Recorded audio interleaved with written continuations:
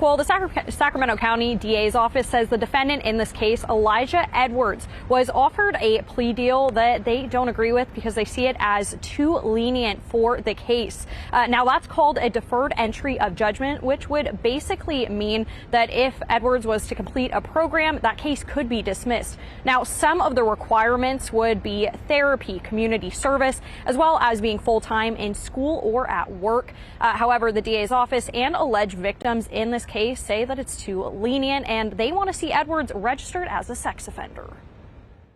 I watch my back more. One of the 5 alleged victims in the case recounting how the incident has impacted her over the last year. I'm more aware of my surroundings. While Judge Allison Zavella says she didn't find anything illegal about her decision while researching the laws and legislative intent over the weekend, she did ultimately allow Edwards to withdraw his plea and reset the trial. Alleged victims tell Fox 40 the plea deal offered isn't enough, especially after learning she wasn't the only one.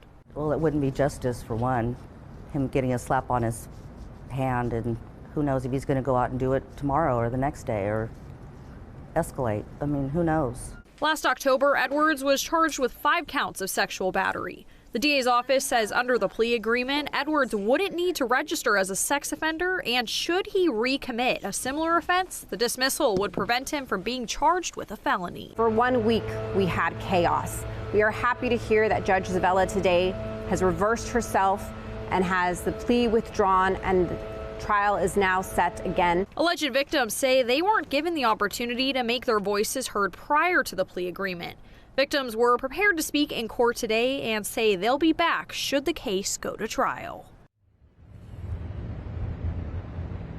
Now, Edwards also waived his right to having that trial within 45 days, as some of the witnesses in this case might not be available within that time frame. Now, I did also ask the Sac County DA's office if we could see a similar deal presented this next time around, and they said at this point they don't know exactly what could be included in another plea deal, but they do want to see Edwards register as a sex offender.